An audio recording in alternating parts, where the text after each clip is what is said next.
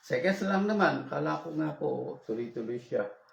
Kanina pa pong umaga, nag-warning sila, 5 to 10 in the morning, ang warning nila. Pero kanina, sandali lang naman sa madaling araw, pero ngayon biglang nag-shutdown. Sandali lang. Okay, that's the problem ko minsan po. So, ano lang pa naman po tayo ngayon. By the way, meron pong inayos yung aking anak. Kung gusto ninyo na mapanood ito,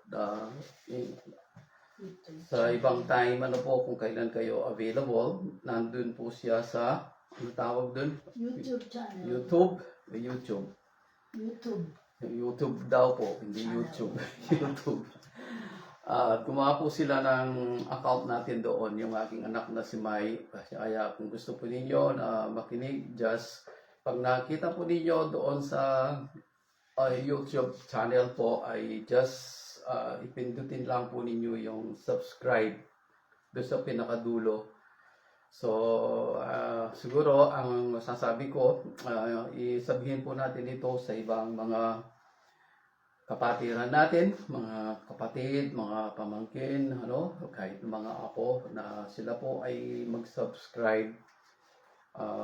Tuloy-tuloy na po yan, meron na pong nagsasubscribe ng mga ilang katao. At kailangan po kasi na merong lumalabas na nag-review, nagsasubscribe po sa YouTube. Kasi kung wala pong masyado, i-remove po nila yan automatic. So, kailangan po talaga meron. So, as much as possible, umabot po yan ng 100, 200 na mga subscriber upang hindi po ito maalis. Para po bawat message na pinag-aaralan natin every Sunday, yun po yung naka-input na po doon sa YouTube na yun. So, pwede na po kayong mag-scroll kung alin yung gusto nyo pakinggan sa mga sumusunod nating mga pag-aaral. Okay, sayang nga po yung mga nauna ay naalis na po ng Facebook. 30 days lang po kasi naalis nila yon. So sa YouTube, hindi na po nila pwedeng alisin doon. Okay, so let's pray. Salamat po, Ama, sa iyong kabutihan. We have prayed, O God, kanina. We pray everything. Let your Holy Spirit, Father God, continue to move sa aming kalagitnaan. Yes. At ikaw ang maparangalan sa lahat ng ito. Salamat po sa iyong pag-ibig. Ang tabayanan mo kami at guide mo kami with the Holy Spirit, Lord, habang kami po'y nag-aaral ng lahat ng ito at ang lahat ng aming mga pinag-aralan ay matimos sa aming mga kaluluwa at espiritu at ito po'y aming ipamuhay na ito'y magsilbing kalakasan sa amin habang kami patuloy na naghihintay sa aming Panginoong Jesucristo. Salamat po, Ama, sa iyong kabutihan sa pangalan po ng aming Jesucristo. Amen and amen. At sa ating pag-aaral, tayo po ay nandun sa Book of Nehemiah.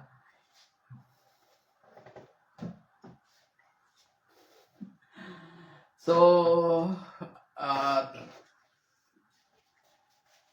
minsan po nagkakaroon talaga ng kalituhan na yung door doon sa yun po kasing mahal na asawa ko, yan lang po ang katuwang ko dito sa ating ministry na ito. At patuloy po na kaming dalawa ay naglilingkod sa kaparaanan na ibinigay ng Panginoon sa amin at sa atin lahat. Okay? So, kahit man lamang doon sa pinakamaliit na bahagi ng ministeryo na ipagkaloob ng Panginoon sa atin, tayo po ay maging tapat.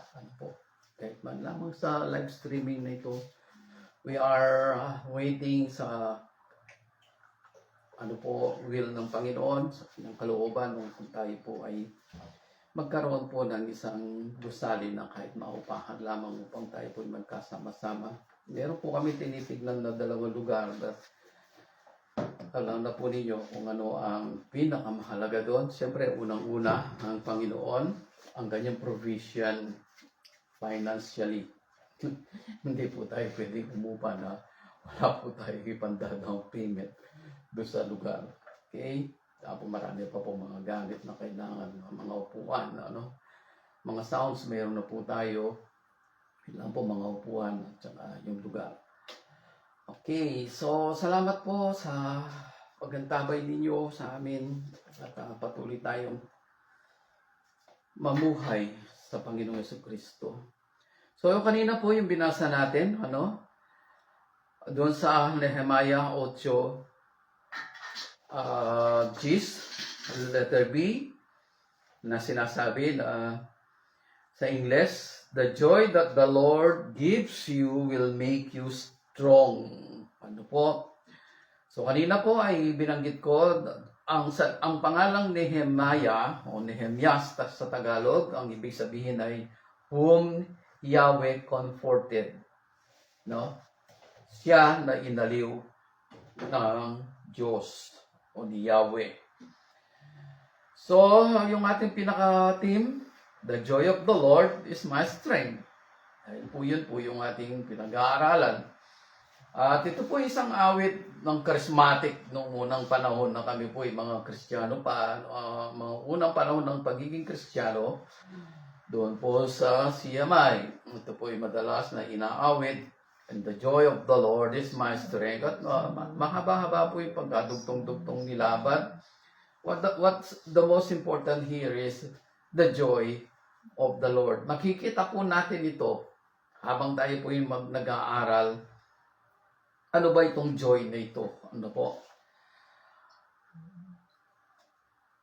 Akala natin, ang kagalakan sa Panginoon, mostly ganun po ang pananaw ng ibang mga churches, lalo na sa ngayon, na nangangaral ng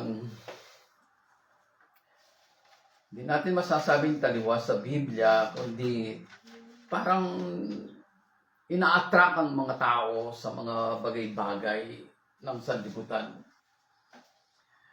So, ang akala natin, ang kagalakan sa Panginoon ay mula sa material na nasa atin. Yung mga material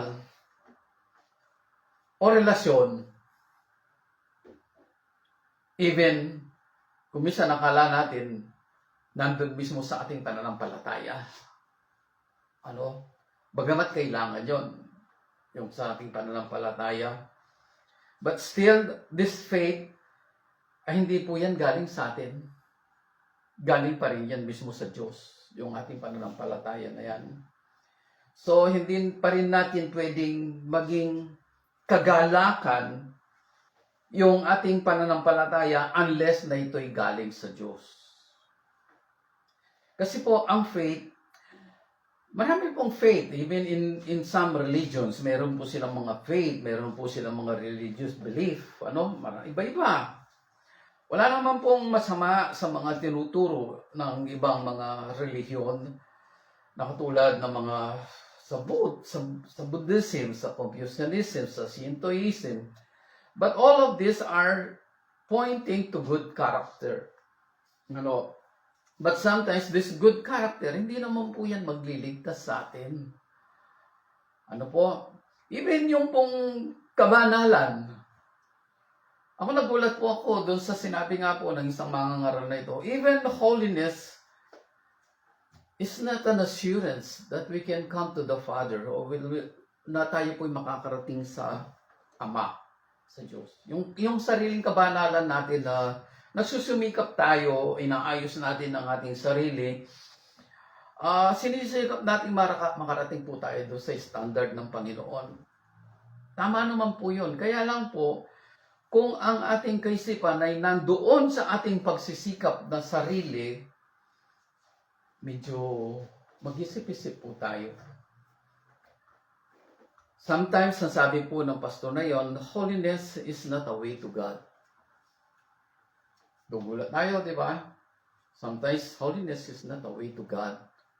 Only Jesus' life is the only way to God. Amen. To the Father. Diba? Sabi po niya, John 46, I am the way, the truth, and the life. And no one can come to heaven. Wala po. Wala po sinasabing no one can come to heaven. Walang sinabing ganun ng Panginoong Jesucristo. Ang sinabi niya, I am the way, the truth, and the life, and no one can come to the Father except through me. Diba? Except through me, ang sabi ng ating Panginoon Kristo. Sa Kanya lamang po. So, yung ating pong pananaw ngayon sa ating buhay Kristiyano ay hindi na po nakasalalay doon sa mga traditional na narinig natin nung unang panahon, yung tinuro sa atin. But today, ipinapakita ng Panginoong Diyos mismo sa atin na there is only one way na tayo po'y makarating doon sa Ama at mapasama doon sa mga i-glorify niya. So, nasa inyo na po yan kung okay na ba kayo na kayo po'y mapabilang sa mga saved nations. They will not die, they will reproduce, but wala po sila doon sa kaluwalhatian ng Diyos. But the elect, they will enjoy God. They will be with God every time, anywhere. Yun po ang pangako ng ating Panginoon Diyos. Even ang relasyon na pangako ng ating Panginoong Jesucristo. That we will be with Him kahit saan siya pumunta. Because we are already like Him in glorified body. So, the joy of the Lord is my strength. Isa sa mga bagay na kailangan natin malaman, saan ba talaga itong strength na ito talaga? Ano ba talaga ang pinanggagalingan yan? Ano po? Saan? Kanino? Paano? Even doon sa ating binasa kanina, doon sa babasahin po natin yung isang kasaysayan dito, ng panahon na Nehemiah, bago po itayo ang wall ng Jerusalem na kanyang hiningi kay Haring Darius, at ito po ay pinahintulutan naman po ng panahon po ni Cyrus at ang kanyang anak. Ang sabi po dito sa chapter 8 verse 1, sumapit ang ikapitong buwan ng taon at ang mga Israelita ay nasa kanilang mga bayan. Nang unang araw ng buong yun, nagkatipon silang lahat sa Jerusalem, sa liwasang bayang nasa makapasok sa pintuan patungo sa tubig. Hiningi nila kay Ezra. Isa pa rin po ito sa mga propeta, a minor prophet na sinasabi. Hiningi nila kay Ezra ang aklat ng kautusan ni Moses na pinatutupad ni Yahweh sa bayang Israel. Yan po kasi binigay yung mga kautusan at mga palatuntunan kay Moses. Kaya ang ito hiningi ng mga tao nang sila ay nandun na at nananahan po daw sa lupang pangako na yon. Dinala niya ito sa kapulungan, binubuo ng mga lalaki, babae at batang may sapat ng gulang at pangunawa. So, sino po yung mga tao na nandun at tumingi ng aklat na ito'y basahin sa kanila? Ito po ay mga lalaki, mga babae at mga batang may sapat ng gulang at pangunawa. So, ibig sabihin po ito, mga teenager at papaba ng kaunti na nakakaunawa ng kanilang mga mapapakinggan. Okay. Mula umaga hanggang tanghali, binasa niya ang kautusan sa harapan ng mga tao nagtitipon sa liwasang bayan. Ang lahat naman ay nakikinig. Sipin po ninyo, half day silang nakikinig. At merong nakatayo, meron siguro nakaupo. Siya ay nakatayo, yung po si Ezra, siya ay nakatayo sa isang entabladong kahoy na sadyang tinayo sa pagkakataong yon. So, nandun po yung mga tao, hindi na natin babasahin yung mga pangalan, kung sino yung nasa kanan at kung sino yung nasa kaliwa ni Ezra. But these people are elders and some are Levites. Si Ezra ay nakikita ng lahat sapagkat mataas ang kanyang kinatatayuan. Ang lahat ay tumayo nang buksan niya ang aklat. Purihin si Yahweh, ang dakilang Diyos, ang wika niya. Sipin po ninyo tignan natin mabuti yung senaryo nito. Nakaupo marahil, nakaupo sa lupa yung mga tao. Pero nung buksan ni Ezra yung scroll, ano kasi po, hindi po yung aklat na ganito yun ha, hindi ganito. Scroll po yan, nakabalunbon. So nung buksan ni Ezra, yung aklat, sila pong lahat ay tumayo. Isipin po ninyo yan, kasi po yun ay tanda ng paggalang sa salita ng Diyos. Hello? At sabay-sabay silang nagsabi, kasama si Ezra, purihin si Yahweh ang dakilang Diyos, ang wika niya. Ang lahat ay nagtaas ng kanilang mga kamay. Ito po yung pagsamba natin talaga. Lalo na sa mga kalalakihan. Once, ang sabi, purihin si Yahweh ang dakilang Diyos. Sabi ni Ezra, lahat sila ay sabay-sabay na nagtaas ng kanilang mga kamay at sumagot ng Amen, Amen. Pagkatapos nagpatira pa sila bilang paggalang kay Yahweh. Pagkatapos na sila tumayo, tapos nagtaas ng kamay, maya-maya, nung sumagot sila ng Amen, Amen, sabay-sabay po silang yumukod sa lupa. Sabay-sabay silang yumukod sa lupa. Meron po akong narinig na isang samahan dito ngayon, dito sa Pilipinas. Ito ang pinakahuli nila ay dito sa Pilipinas talaga siya na nagpasimula. Whenever daw po sila ay sumasamba sa Diyos, literally talaga po sila ay nakayukod sa lupa. Para silang mga Muslims. But that's a sign of po talaga, paggalang, pagsamba. Nagtaas sila ng kamay, then maya-maya sila po'y nagpatira pa o lumuhod sa harapan ni Yahweh. Verse 7, tumayo ang mga tao at ang kautos ay ipinaliwanag sa kanila ng mga Levitang sina. Ganyan, ito po, babanggitin po yan, mga Levita po lahat ito, mga Levites. Binasa nila ng maliwanag ang batas na ito ng Diyos at ipinaliwanag na mabuti ang kahulugan. Ito po yung parang ginagawa natin ngayon, Nang malaman ng mga tao ang dapat nilang gawin ayon sa kautusan. Sipin po ninyo, hindi ilang panahon na silang nandun, nananahan doon sa lupang pangako na yan, nung pagkatapos po ng pagkatapon, tapos yung nandun sa Jerusalem, na nandun pa rin yung ibang naiwan. Nang malaman ng mga tao ang dapat nilang gawin ayon sa kautusan, nabagbag ang kanilang kalooban. Nabagbag ang kanilang kalooban. Ano pat? Sila'y napaiyak. Nung marinig po nila ang lahat ng kautusan ng Diyos na pinasulat kay Moses, sila po'y napaiyak. Ang araw na ito ay dakila kay Yahweh na inyong Diyos. Wika ni Nehemiah, Ezra, at mga Levita. Sana po pagka tayo po'y maharap sa Diyos, lalo na sa mga church services natin, mga gathering natin, palagi nating tinatandaan, whenever we gather, hindi tayo nagkakatipon para tayo nagpa-party. No. We are gathering together dahil ang inaharap po natin, ang kaharap po natin ay ang mismong Diyos. Hindi po si pastor. Hindi po si sister. Ang kaharap po natin ay ang Diyos. Kaya palaki po dapat ang paggalang sa pagkakatipon ng mga binanal. Nakikinig ang mga tao at umiiyak.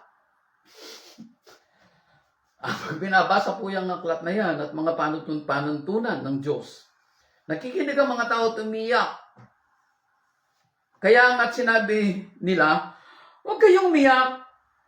Sabi ni Nehemiah, Ezra, mga Levita, huwag kayong umiyak. Wika pa nila, umuwi na kayo at magdiwang. Umuwi na kayo at magdiwang. Ang walang pagkain at inumin ay bahaginan ng mayroon, sapagkat ang araw na ito ay dakila kay Yahweh. So, hindi lang sila nagagalak, kundi pinagbilinan na yung kayo'y magsikain at magsisaya sa inyo, yung kanyang mga tahanan, At yung walang pagkain ay bigyan ng mayroon. So, nandun na po yung tinatawag nilang communion dito. Ito po yung tunay na communion. Ano po?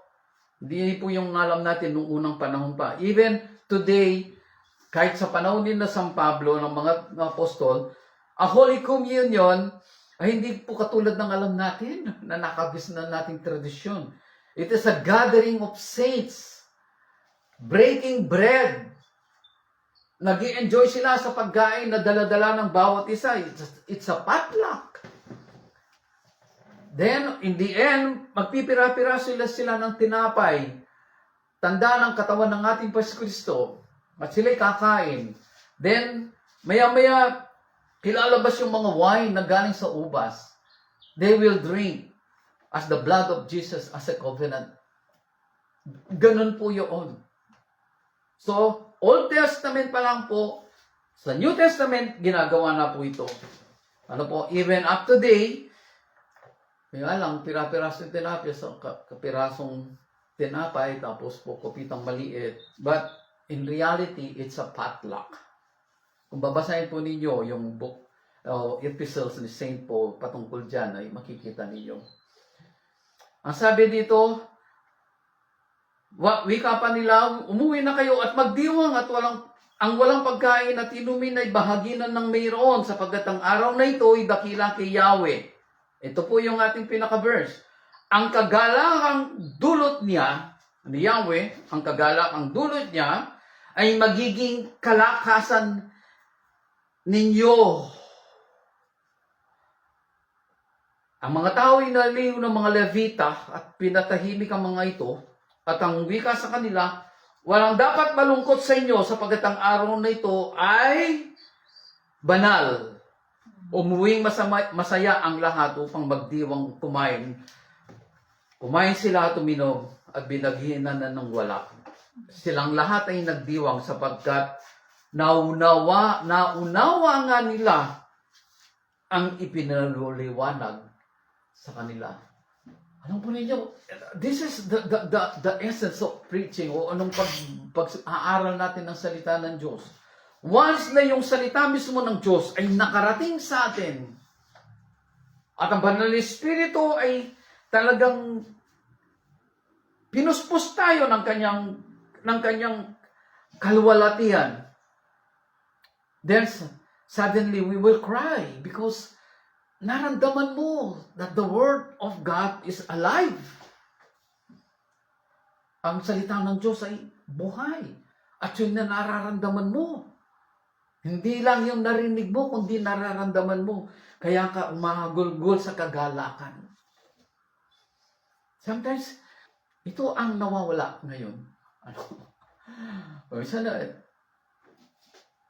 ayaw na lang natin mag-comment pa, pero iba po yung nangyayari ngayon sa ibang mga churches, But we are not here to, parang nag-judge tayo, no. We are not. That's far to be true na tayo po yung nag-judge. We're just saying this, na isasantabi po ang tunay na pagsamba at ang tunay na diwa ng pagkakatipon ng iglesia. Tignan po ninyo kanina, sabi ko, ang akala natin ng kagalakan sa Panginoon ay mula sa mga material, sa mga blessing, o siguro sa direksyon na natin sa mga blessing, o sa relasyon, o baka ay naakala na rin mismo nanggagaling ito sa ating pananampalataya. Basahin po natin ng Ephesians chapter 2, verse 4 to 10. Ang sabi po dito, subalit napakasagana ng habag ng Diyos at napakadakila ang pag-ibig na iniukol niya sa atin. Iniukol niya sa atin. Tayo'y binuhay niya kay Kristo kahit noong tayo'y mga patay pa dahil sa ating pagsuway. We are living dead noong panahon na yun. Mga buhay tayo, but we are just like zombie. Tayo'y mga binuhay niya kay Kristo kahit noong tayo po'y mga patay pa dahil sa ating pagsuway. Naligtas nga tayo dahil sa kanyang kagandahang loob. It's by grace. Dahil sa ating pagkikipag-isa kay Kristo Jesus, tayo'y muling binuhay na kasama niya at pinaupong kasama niya sa kalangitan. Remember this, ano po? Hindi po ito past tense. Hindi po ito future tense. Ang sinasabi po ni San Pablo dito ay present tense. Yun po kasi nakasulat eh. Dahil sa ating pagkikipag-isa kay Kristo, tayo'y muling binuhay na kasama niya, ano? At pinaupong kasama niya sa kalangitan. Dapat po magsisigaw ang mga tao noon ng hallelujah, ng purihin ang Panginoon sapagkat ngayon pa lang,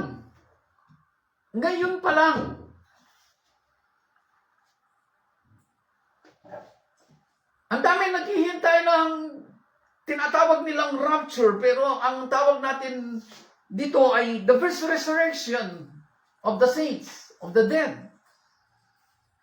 But in reality, sinasabi ni San Pablo, ngayon pa lang binuhay na tayong kasama niya. Ngayon pa lang. Hindi pa nga lang natin nakikita yung talagang bunga nito, but in the spiritual world, andun na po tayo. Andun na tayo.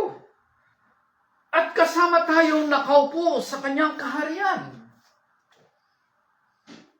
God foresaw all of this. Nakikita niya tayo sa panahon na yun.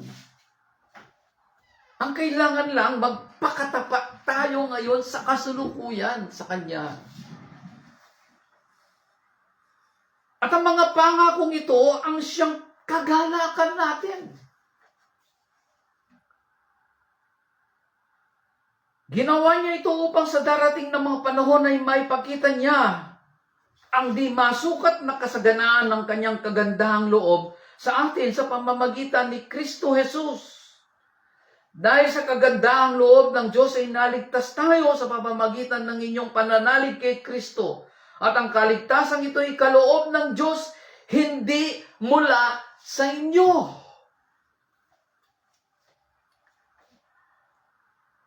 Maliwanag po yan eh.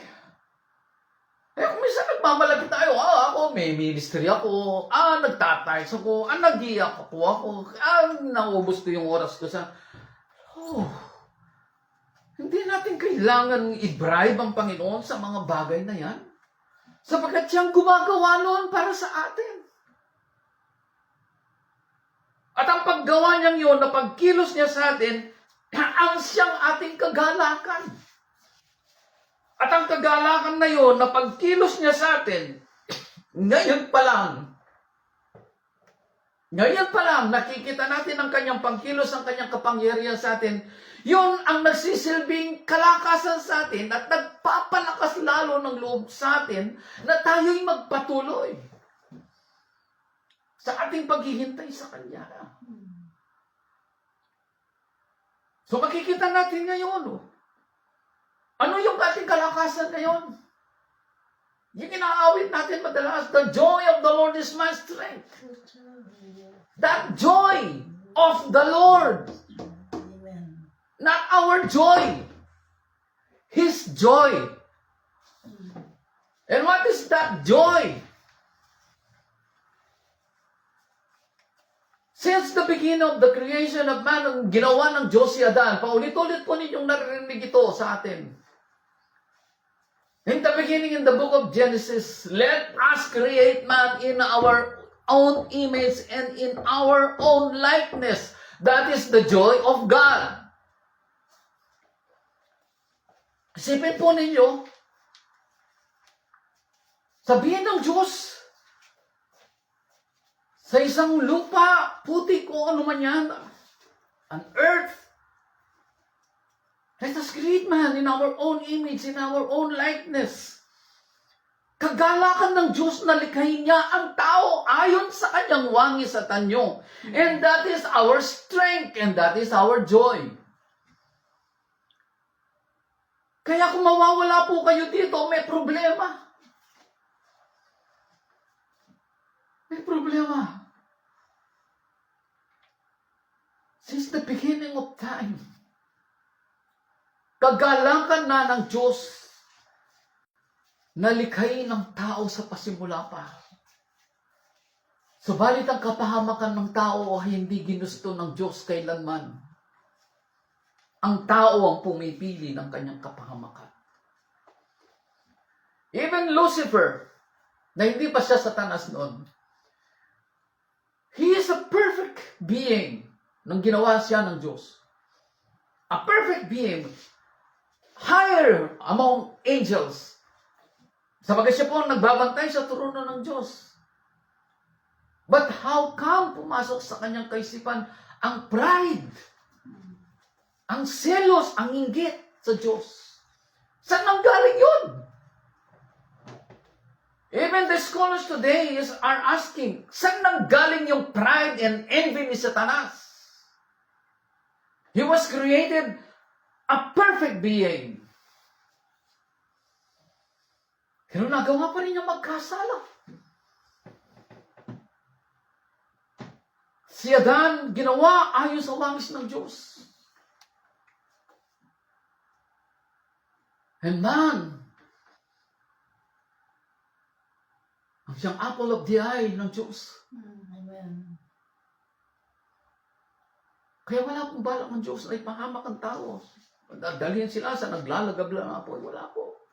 Ang tao ang pumipili niyan. Kaya man, hindi yan pinili ng Diyos. Ang tao ang pumipili niya. So even our faith today, it was given by God through grace. And that grace is the joy. And the joy is the grace. And who is that grace? Jesus. Yes. Amen. Jesus is the grace. Jesus is the joy. Amen. Huwag po natin kalilimutan yan. Tingnan po niyo sinasabi ni Haring David doon sa awit 5. 11. Psalm chapter 5 verse 11 to 12. Ang sabi dito, ang nagtitiwala sa iyo'y magagalak.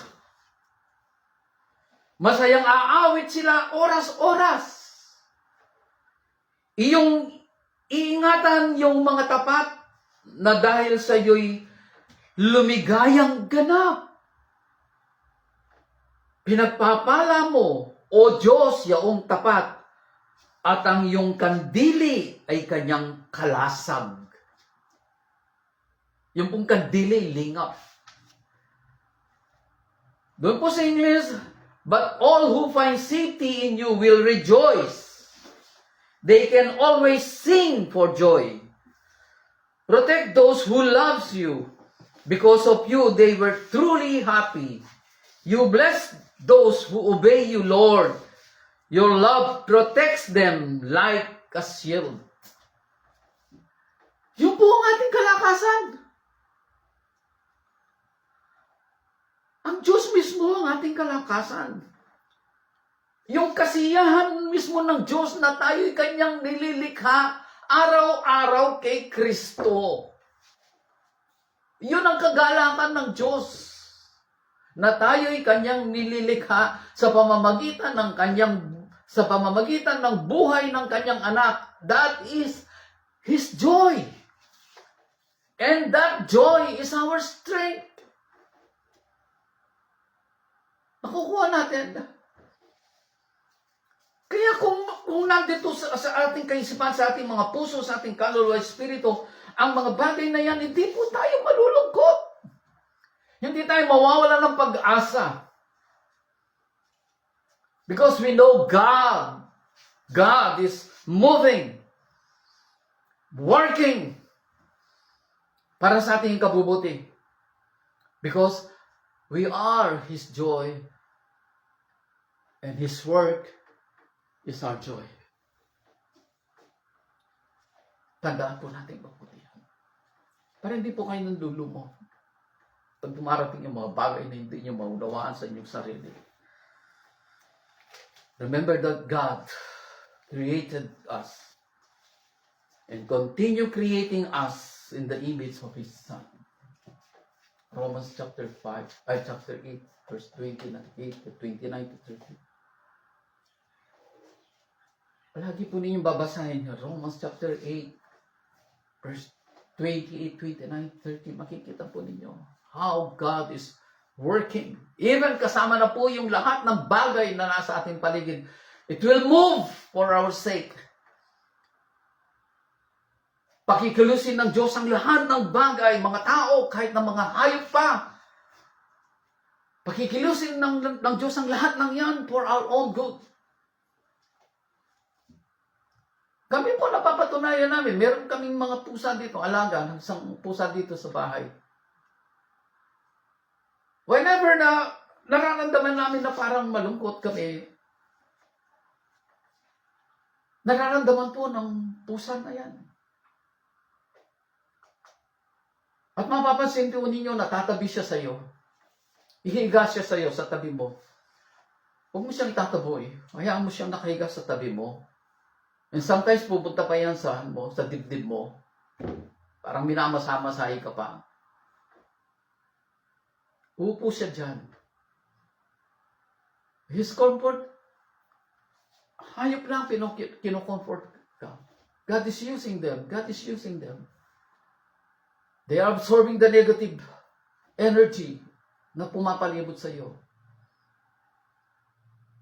Even those mga bagay na yan, gumagalaw. Pinakikilos ng Diyos ang lahat ng bagay para sa ating ikabubuti. All things will work together for good for them who are called. Those who love God, who are called according to His purpose. Tingnan naman po natin yung sinasabi ni Paul kay Titus. Ano po? Chapter 3, verse 4 to 7. It is about the grace again. The grace is our joy, and the joy is the grace, and the grace is Jesus. Ngunit nang mahayag ang kagandahang loob at pag-ibig ng Diyos na ating tagapagligtas, tayo'y iniligtas niya, natamo natin ito dahil sa ating hindi dahil sa ating mabubuting gawa, kundi dahil sa kanyang habag sa atin. Dahil sa kanyang habag sa atin. Naligtas tayo at ipinanganak na muli sa Espiritu Santo na siyang luminis at nagbigay ng bagong buhay sa atin sa pamamagitan ng ating tagapagligtas na si Jesucristo. Ibinuhos sa atin ng Diyos ang Espiritu Santo upang tayo'y pabanalin. Not to perform and to brag. Kasi po nakakalungkot, maraming gumagawa yan eh. They perform just to brag. Nagkaroon sila ng pride sa nilang sarili. But the Bible said, ibinuhos sa atin ng Diyos ang Espiritu Santo upang tayo'y pabanalin ng kanyang pag-ibig at kamtan natin ng buhay na ating inaasahan. Kamtan natin ang buhay na ating inaasahan. Ano ba yung buhay na ating inaasahan? A glory in God. A glory in Jesus. Yun po ang ating buhay na inaasahan. Sa ngayon, maging aware po tayo. I just heard this from a old pastor, kilala, and I quote some of this. Dalawang espiritu ang kumikilos ngayon sa iglesia. Kaya, maging mapagmasid tayo at magbantay. At mapagbantay. Tandaan po natin, God is moving, but the devil also moving. Ang ginagawa ng Diyos ay palaging gumagawa ang kalaban natin, ng diablo, ng counterfeit. Alam mo ninyo kung anong counterfeit? Fake. Ano po? It seems parang maka-Diyos, but it is not. It is a deception. The Holy Spirit, kapag siya po ay kumilos, kino-convict niya ang kasalanan. Tinuturo niya yung kasalanan sa atin. Sinasabi niya sa atin, confess and repent. Yun ang ginagawa ng Banal na Espiritu sa atin. The false spirit or the spirit of deception, ang espiritu ng sanlibutan, ang gagawin nila ay bibigyan kanila ng comforting word. A comforting grace. In Diyos malugod siya. Basta ako, tumatayo ako sa pag-ibig ng Diyos. Ganun po yung comforting grace na sinasabi. It seems right. Diba? Parang galing sa Diyos, but it is not. Tinatapik-tapik yung balikat mo. Okay lang. Just continue in ministry. Pero alam niya, may ganun kang ginagawa. Pero sa tapingin ka niya, continue. That's deception. Ang Banal na Espiritu talagang ituturo niya sa iyo yung kasalanan mo. Until ma-realize mo. And you will repent. And you will ask forgiveness. But the comforting grace, okay lang, tuloy-tuloy ka. But the end is destruction. Ang Banal na Espiritu ay tuturo niya sa atin ang katotohanan. At hindi niya tayo ililihis sa katotohanan. And we know that the truth is Jesus. The Word of God is Jesus. Pero ang false spirit, the spirit of deception, sasabihin niya, uy, di ba naranasan mo na si Jesus? Naranasan mo na yung ganyan, ganyan. O, nag-perform ka na nga ng ganyan, nag-ganyan ka na. Lumaki ka sa iglesia, di ba? O, ano problema mo? Eh, yung salita ng Diyos kasi po, sabi niya, ay, sabi niya, para lang yun dun sa mga, extremist. Wow. Ano ba? Ano ba more na extremist sa Christianity? Ako, binasagan na po ako ng extreme. Ang katwiran ko, alam po kung yung ano. Di ba rin maging extreme sa Panginoon? Okay lang. Kaysa naman sa maging extreme ka sa sanlibutan.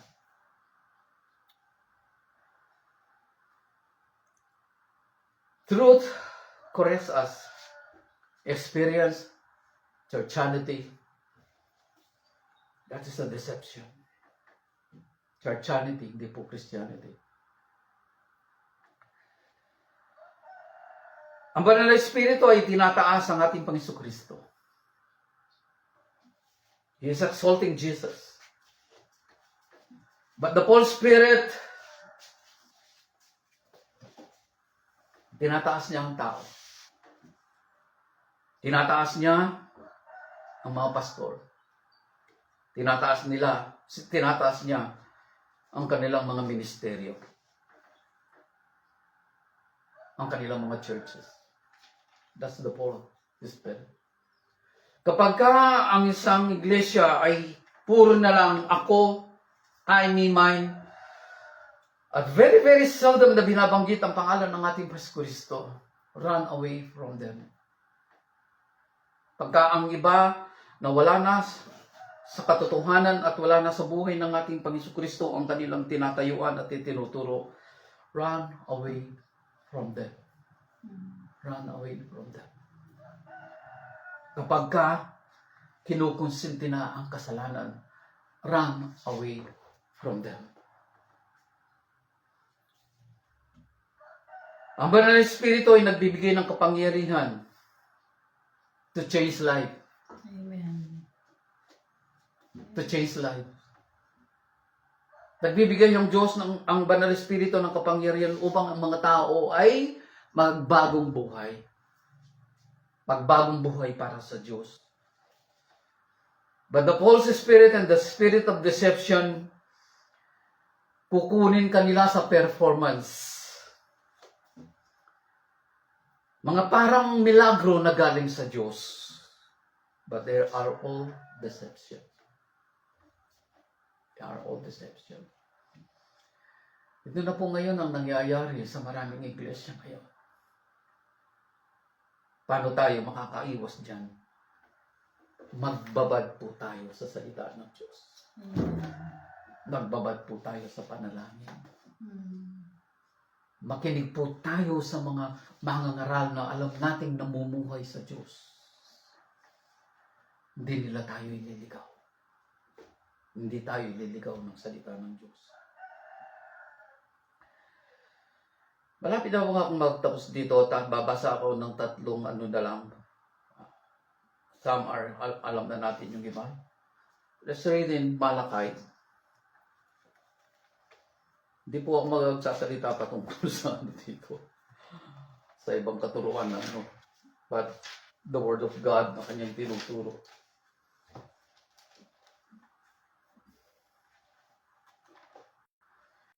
Kung babasahin natin ito, ay alam na po natin kung ano yung tinutukoy, kung sino tinutukoy. Sa Malakias 3:1-6.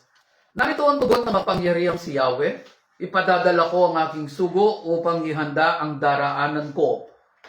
At si Yahweh na inyong hinahanap ay biglang darating sa kanyang templo, darating ang pinakahintay ninyong sugo at ipahayag ko ang aking tipad. Alam natin kung sino yan.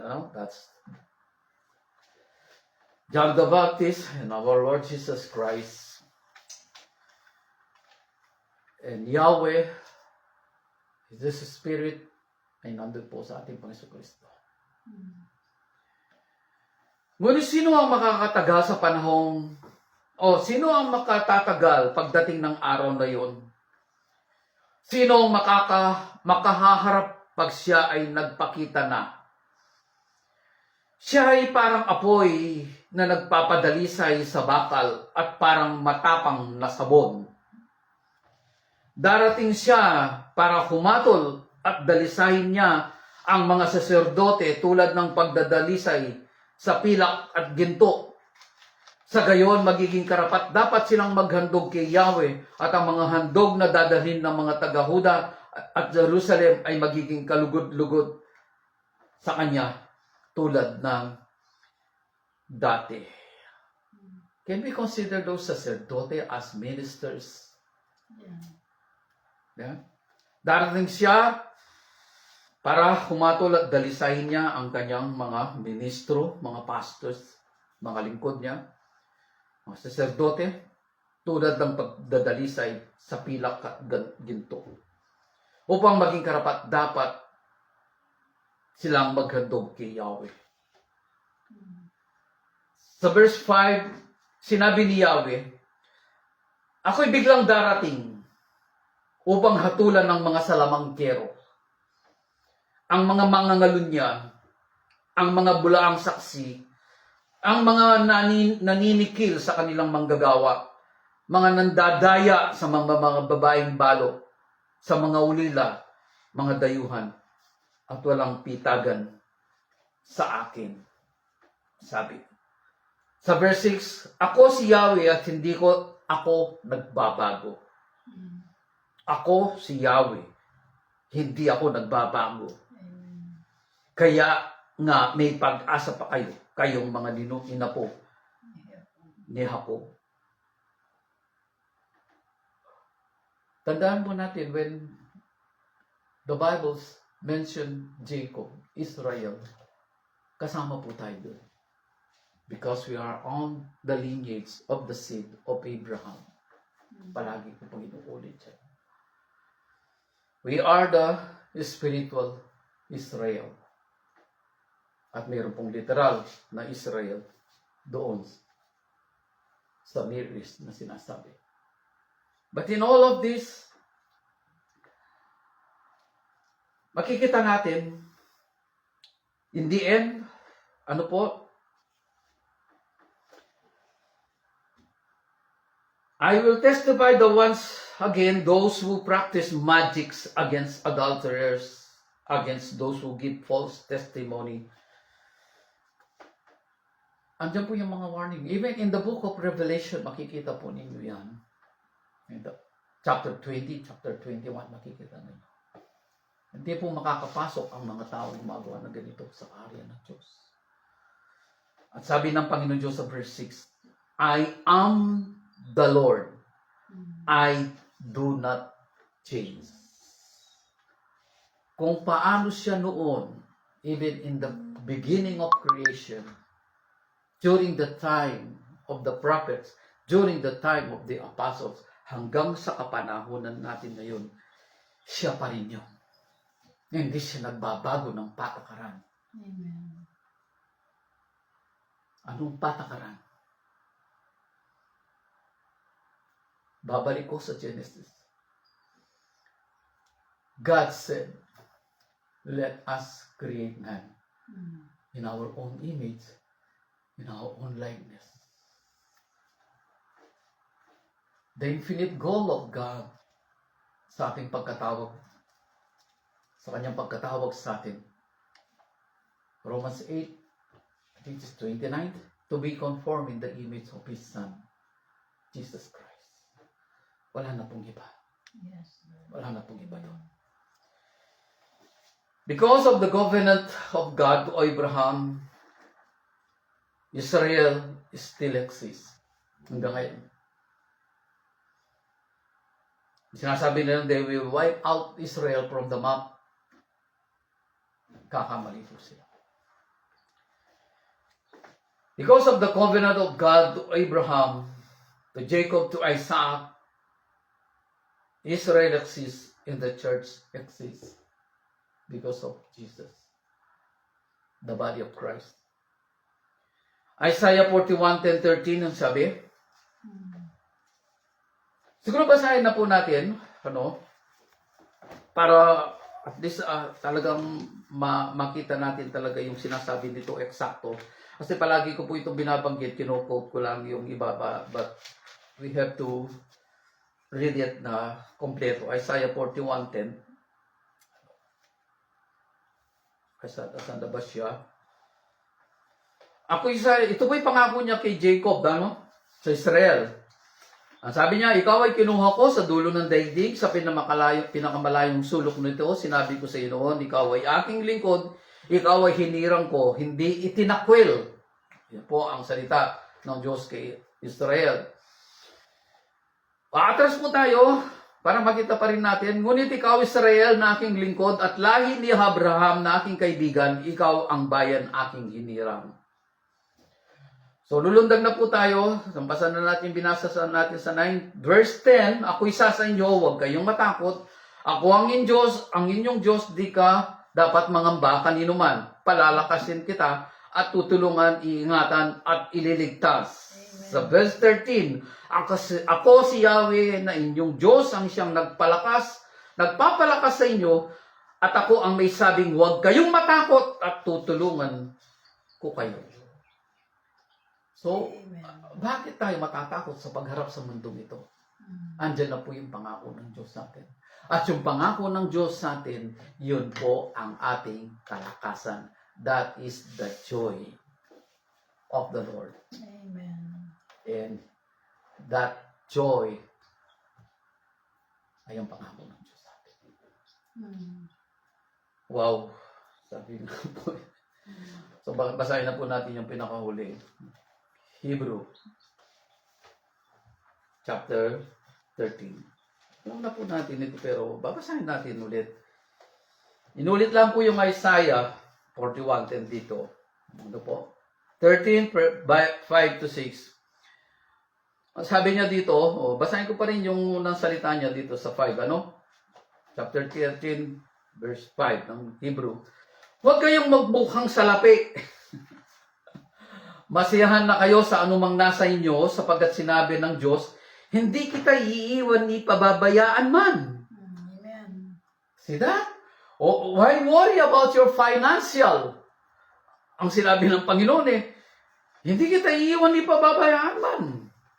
Walang pag-aagam-agam na masasabi natin, ang Panginoon ang tumutulong sa akin. Hindi ako matatakot. Ano ang magagawa sa akin ng tao? Amen. Hindi ako matatakot. Why? Sapagkat yung joy ng Panginoon ay tulungan tayo, ingatan tayo, protektahan tayo. Ipagkaloob yung lahat ng ating pangangailangan. Body, soul, and spirit, lahat yan. Ang kagalakan ng Diyos ay bibigay niya sa ating lahat yan. Amen. In all the promises of God, Christ Jesus is the fulfillment. That is our joy. Amen. That is our joy. Ulitin ko. In all the promises of God, Christ is the fulfillment. And that is our joy. Tayo pong lahat ay yung Thank you, Lord. Thank you for your word. Salamat po, dakilang Ama, na minsan pa patuloy mo kami binibigyan ng kalakasan. Kalakasan na kami magpatuloy because we know who is our God. Who is our God. At yun isa ng malaking kalakasan sa amin, kagalakan. Knowing that you are, I am, that I am na yung sinabi.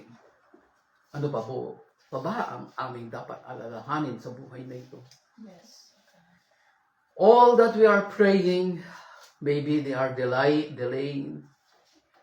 Maari siguro naantala sila, but your promise is at your right time, you will make it happen. Kaya wala kaming alalahanin yun. Ano man yung pinapanalangin namin. Ang mahalaga, alam namin kung sino ang aming Diyos. Sino ka sa amin. At sino kami sa iyo, Ama. Salamat po sa araw na ito na iyong binigay sa amin. Though there are some, oh God, mga technicalities na nagiging problema, but still, you will be the victor. Even in our life, in the end, ng daan na yon naming tinatahak, you will be the victor. And we will be the victor because andun ka na. Nihintay mo kami upang yakapin mo kami lahat. Salamat po, Ama, sa iyong kabutihan. Salamat po sa iyong mga salita. Salamat po, Banal Espiritu, sa iyong pagantabay sa amin, sa pagtuturo sa amin. Salamat po sa lahat ng ito, Ama. Ang dalangin ko po para sa bawat individual, mga pamilya, mga sambahayan na nakinig ngayon at makikinig pa at manunod pa maging sa YouTube, O God. Pagpalain mo po sila. All we can pray today, O God, let your love flow. Let your love flow. Tuloy-tuloy na ito nagagawa sa kanilang buhay at sa amin. Salamat po, Ama. Ang iyong pag-ibig, ang iyong pagbasbas ang manatili sa amin. Biyaya ng aming Paskristo siya patuloy na gumawa sa amin. Ang Banal na Espiritu siya patuloy na umakay sa amin tungo sa matuwid at banal na buhay para sa iyong kalwalatian at para sa iyong dakilang pangalan lamang, Ama. Salamat po. Sa lahat ng ito, sa iyo po namin binibigay ang lahat ng karangalan, kapurihan, kapasalamatan, kalwalatian. Sa pangalan po ng aming Paskristo. Amen. And amen. God bless you and keeps you.